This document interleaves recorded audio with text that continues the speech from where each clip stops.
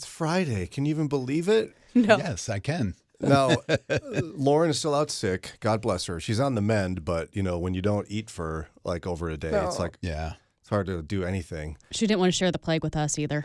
Which was nice. That was very nice, very considerate. Unfortunately, it's too late for our manager. He came down with something last night. Yeah, and I think it's the same thing. Probably. So I don't know about you guys. I spent my day kind of like, oh, what's that? Oh, okay, no, maybe I'm just hungry.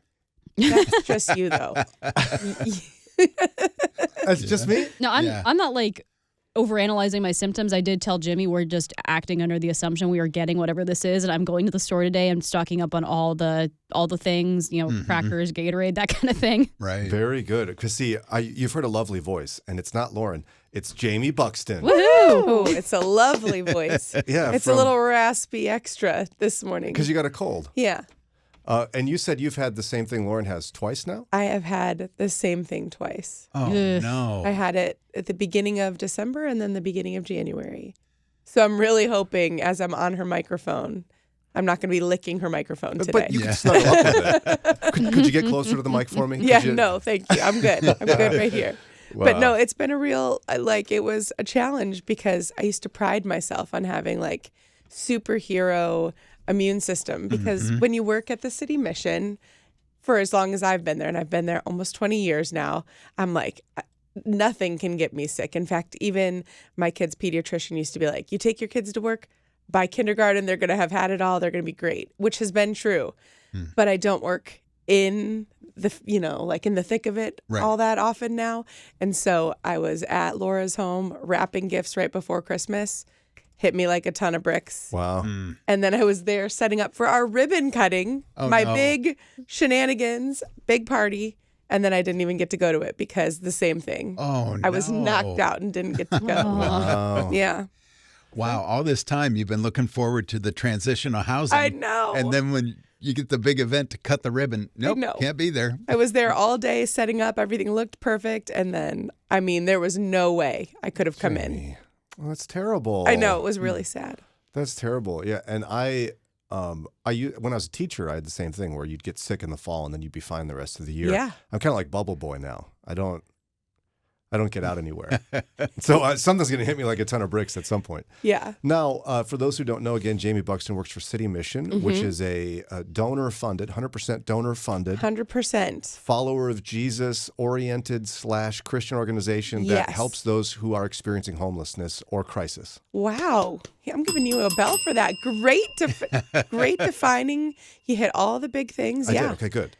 And I, not just because it's in Cleveland and Cleveland's the best, but it's one of the best organizations like that in the country.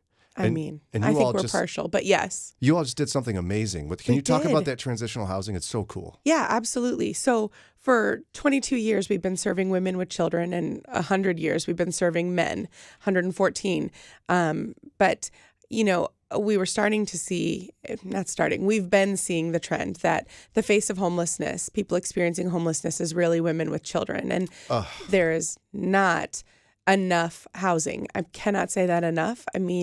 We have ladies and gentlemen for that matter, but ladies with families especially who are finishing our program. They are becoming employed. They want to leave. They're excited to be on their own and start afresh. And they're waiting another 12 months for housing.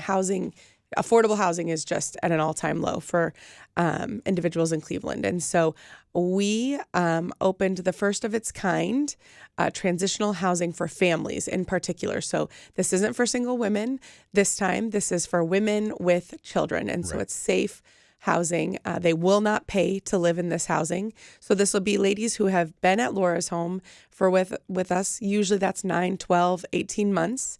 They're going to be able to transition into these amazing 1,000 square feet, 2 full bathrooms, 3-bedroom units right on our campus. And they're going to get to live there for another 18 to 24 months. And while they're living there, they're learning about becoming homeowners. So we're partnering with Habitat for Humanity and some other partners that we're hoping to gain along the way. But so they're working, they're saving money. This costs them nothing. They're required to save for 18 to 24 months. And then during that time, we're introducing them to Habitat. And so they're going to take home ownership classes, basic plumbing, more financial classes. But by the time they're ready, 18 to 24 months, they're going to be able to purchase homes with a low interest mortgage through Habitat for Humanity and become homeowners. And we are so, so, so, so, so excited. How many units in this? 16. 16. Yeah. That's And- a lot more than I thought you were going to say, to be honest. Yeah, me too. 16. 16. And it's right on our campus. So those families, for the first time ever, and I say that pretty boldly, but I think that's very true.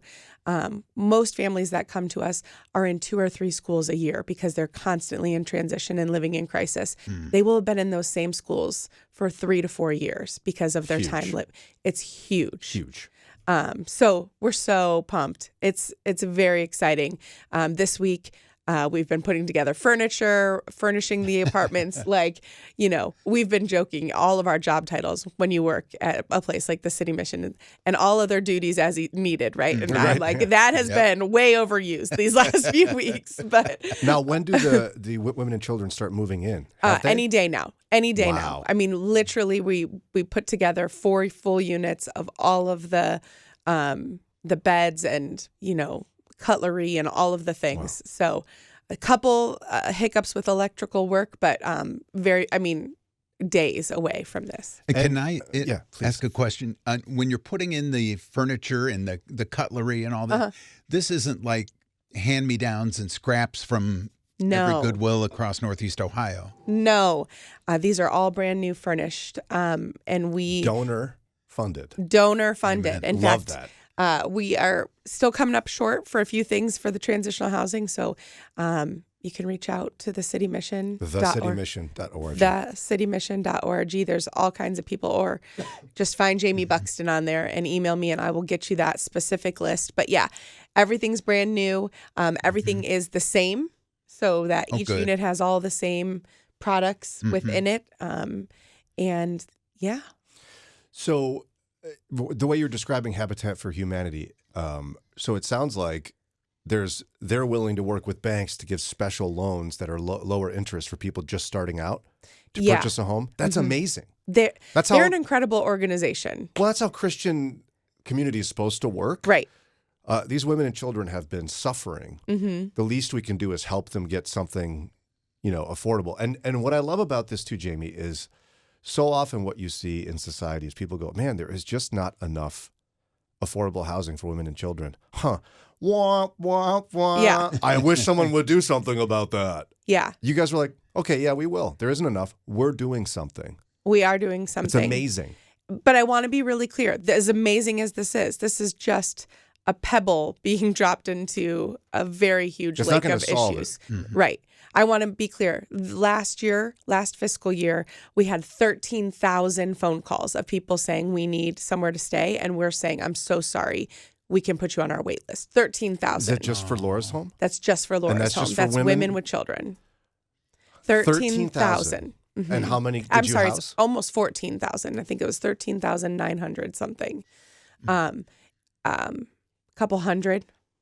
Yeah. Right? Because they're there a long time. Right. We have 55 rooms, but the ladies who complete the whole program, most of them are there 9 to 12, some longer than that months. So for them to get stable, the ability to hopefully, one, learn about Jesus and make a decision for Christ in their life, right? And then start, kind of chomping, kind of getting working on the issues that brought them to us, and whatever that is. And everybody's story is so different. So we have partners that come in and help with mental health, addiction services, healthy relationships, you kind of name it. And whatever issue brings you to us, we want to help you overcome that. We want to help you understand it and name it and help you overcome it. Amen. Fantastic. This is why we love City Mission and what you all do. Yeah. And it wouldn't be hard for the church to solve these problems in our own communities if we were focused on them. Yeah. So I'm glad that we get a chance to kind of cheer for you all. And I'm glad that Cleveland is leading the way. I bet you guys are one of the first to do this kind of thing. This is very new. And I mean, like nationally speaking? Nationally speaking. I mean, truly the way federal funds have been allocated over the last 20 years was getting away from transitional housing. It all went into rapid rehousing. If you are experiencing homelessness, you just need a home. And it kind of took away all the other services. Just get them a home and then everything else will fall into place. And we say, Yeah, that's totally upside down. We want to give the gift of time. In fact, that's kind of our tagline this year, the gift of time. Yeah. The time to be able to think. You know, when our ladies come to us, if a woman came in December and at the beginning of the year we were like, let's make a dream board for 2025, our ladies can't do that. They have been operating out of the tyranny of the moment for so long, crisis after crisis, make a decision, that they can't stop and say, if I could just have 3 months of rest, or I want to go back to school for this or that. No, it's like, could I survive to next week? Exactly. Could Many I have times, a place can I to survive sleep? today? Yeah. How am I going to eat today? Where are my kids going to sleep? Can I do laundry here? Yeah. And I'm trying not to say it, but I can't help it. And then we have to take a break. One of the major obstacles to solving this problem in our own community is Christians who have the wrong vision and view of what the problem is. Yeah. So many people go, well, if you weren't so lazy Right. and you just work harder, this wouldn't be a problem. Right. And that's a lie from the pit of hell. Thank you. Yes. And it makes me angry, and it's pervasive. Right. People who may not say it, but in their core, they're like, yeah, I mean, if you just worked hard.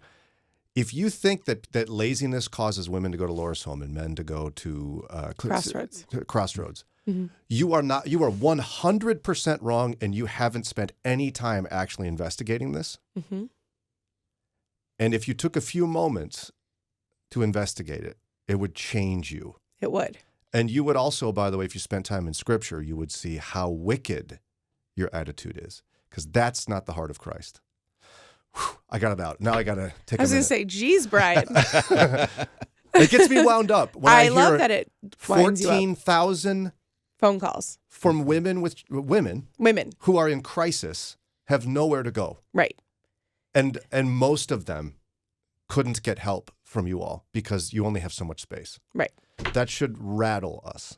Mm-hmm. All right, I better step aside. It's 6:19. Follow-up Friday. We'll keep rolling here in just a minute. Mercy Me, WCRF. It is 6:24 on a follow-up Friday. We love hearing from you. We're going to go to the phones here in just a minute. Phone calls are our favorite. Yes. Let me just we're not trying to embarrass you. We just want to chat with you. We want to hear from you, your thoughts and feelings, all those kind of things, your topic ideas, especially on Friday. It belongs to you. 440-546-2255. Also, use that number to get your tickets to the Walkworthy Men's Conference coming up Saturday, March 1st at Canton Baptist Temple. You can you get your tickets today by texting WALK to 440-546-2255. And tickets are flying like hotcakes, as I've been saying for... Yes. And I 50 years. Yes. With all the digital AI artwork that you can do, I imagine we could type a prompt in and something about flying hotcakes, and they could create a really impressive picture for you. Maybe I should. Nonetheless, text WALK to 440-546-2255. With us this follow-up Friday, Lauren's out because she's sick, but on rotation, we're back with Jaime Buxton from City Mission. Ooh. And I was getting a little ranty and a little excited all at once. I love what they do at Laura's Home. They just opened up a new transitional housing that can house a large group of women and children as they transition back into society because they've been going through so much crisis, and there really is no affordable housing available for people struggling today. And I went on a little bit of a rant because I'm so frustrated with Christian culture that somehow believes a political ideology that people are in poverty and are struggling crisis, and it's their fault because they're lazy. It's a lie from the pit of hell. And that's how I feel about it at the end. Bravo. Thank you. But we do have a call here I want to be sure to get to. We have Anonymous in Cleveland. Anonymous, you wanted to comment on something with Laura's Home, is that right? Good morning. Yeah. Yeah, So please share with us. I wanted to make it real for people that it's not just this organization, but my sister is actually there now and will be moving into one of those units that Jaime was just talking about. Wow. That's amazing. Yeah. Sorry. You're going to No. make me cry too. Yeah. No. This I'm so glad you called because this is going to put a real story Yeah. on this. Yeah. So please go ahead. Yeah, no. And it was kind of miraculous that she even got in because it wasn't like Jamie was saying that it is really hard. And she had called before and there was no room, and she ended up going there. I think it was last June, and it was one of those really, really hot days. And anyway, she was able to get in, and it was only supposed to be for a couple of days, but she graduated the program back whenever that graduation was. And so she's still there now. She just started working. And, you know, I'm just so, she got out of a, you know, she's there for her reasons, and I'm thankful that she is, and I'm thankful that Laura's home exists, and that, you know, she has come to know Christ again and is just learning to walk with him. Ugh, that is so awesome. Thank you so much for calling. You know, I was at that graduation, I think November-ish, maybe early December. Yep. And Yep. it was one of the most amazing graduations because we had, I don't know, 15 women probably graduate. Yeah. And Yep. we do messages with their kids now, but Yep. there was an older woman and her son who was into his 40s came. Yes. And when Yep. she got up to receive her little gift and her Yep. certificate, he said, "That's my mom." Yep. And it was like, wasn't a dry eye in the house, because I think we No. forget, and even I can be, you know, that there are people who love these individuals, these women, these children, the men that come to us, and they're part of a family unit, and Yep. maybe a family that's been worn out and tired and hardened by some of the circumstances surrounding their family members. And it is such a beautiful time to see what God has done. And so I'm so glad your family is a part of that. Yeah, me too. Yeah. So I wanted to just let listeners know that, you know, this isn't just some organization that's out there. It's real, and it's making a difference, and, you know, God is good. All the Oh, time, thank sister. you so much. Thank you so much, Anonymous. God bless you, and thanks for the call and for sharing your story. Yeah, you too, guys. Happy Friday. Yeah, you too. Yeah, and see, I have a tension in my heart, and here's what it is. I love what you're saying, and I agree with you, and I love her story. Mm-hmm. And yet there's, dare I say, 13,000 people who can't share that story Mm-hmm. because there aren't enough. Like, you guys can only do so much. Right. There's that much of a need in our own community. Mm-hmm. And the world, you know, as things have changed and we have access to information so quickly, the world got big really fast. Mm-hmm. And I wish in many respects it wouldn't, Yeah. because there's so many people struggling Mm-hmm. that could use Christian support just right in our own backyard here in Cleveland. Yeah. And even just to take that a step further, it's not even just, I mean, it really is your backyard. These are your neighbors. The people that come to the City Mission are not just from the inner city. They're not just from Cleveland. Every suburb that I know, we've hosted families from, because crisis can hurt and happen in any community. So I want to be very clear. We're sitting in Brecksville right now. We have had families from Brecksville come to Laura's home and be part of our program. So this is not just, down 77. This is everywhere. The crisis can hit anyone. And some people, Jamie, would go, I don't understand that. And I can give you an anecdote from my own childhood where I remember my first job was at a grocery store. I was a checkout guy. Hated the job. Different story for a different day. Yeah. But I was 16. I was into soccer. And I remember there was a guy named Nathaniel who was on my team for a couple of years. Mm-hmm. Parents loved him, lived in a nice suburb. And I remember looking down and I saw his mom a couple of aisles down purchasing food with food stamps. Mm-hmm. Because back in the day, it was actual like certificates. Right. And I remembered that I was like, why is she doing that? oh, his dad suddenly and tragically passed away. Mm-hmm. His dad was the breadwinner in their family. And they must have been like many Americans where they had no savings. He probably didn't have life insurance. Mm-hmm. They were destitute suddenly out of nowhere Right. because he suddenly passed away. Mm-hmm. They weren't lazy. They didn't do anything wrong, but they found themselves suddenly just shoved into poverty. Right. And I would imagine it's not the same story, but that is the type of story you encounter every single day. Every single day we hear, I'm always amazed at how different stories can be. And some are in the same vein, but there are ones that are way big outliers. And yes, so yeah, tragedy, crisis can hit anyone unexpectedly. And what people have and don't have becomes very apparent very quickly. And so not everyone has an intact support system. You know, I often talk about, you know, if I lost my job and then my husband said, well, if without a job, I don't really want to be married to you and you can take the 4 kids. You know, I have an intact support system. I have parents. His parents would take me on because I would have their grandbabies, right? And then I have a church community. I have a friend community.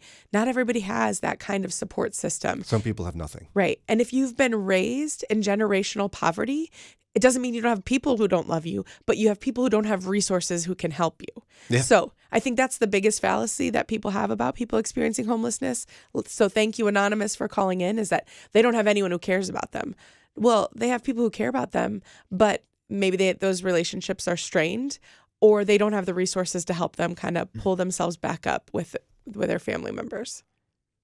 Such a powerful thing. And again, we love having you here. It's been a long time since we talk about what you actually do. I know. I like it. How fun that we kind of tripped Yeah. into that.